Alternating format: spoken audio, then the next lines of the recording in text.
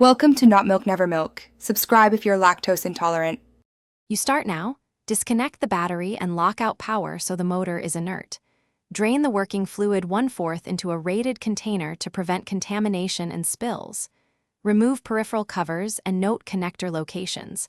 Mark with tape if needed. Once removed, lay out the 10-19 sockets and a torque wrench. Inspect the old check component visually to learn how it mounted. This first pass prevents surprises and makes the detailed access steps faster and safer. You now remove the housing bolts in a cross pattern to avoid distortion. Keep bolts labeled 1 through 6 so reassembly mirrors disassembly. Once open, extract the check unit carefully, note orientation and any alignment tabs. Clean mating surfaces, remove debris with lint-free cloth and solvent. Install the new check component with a fresh gasket, making sure alignment tabs seat.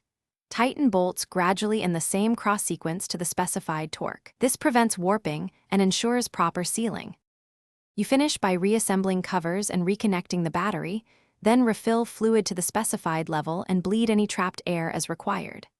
Start the motor and run it idle while you monitor for leaks and listen for pressure anomalies. A correctly installed check will hold pressure without oscillation. If you find a leak or improper function, shut down, re-torque bolts to spec, and if it persists, replace the gasket and re-clean the mating surfaces. One key tip: recheck bolt sequence and torque first. Thanks for watching. If this was helpful, leave a like and consider subscribing. See you next time.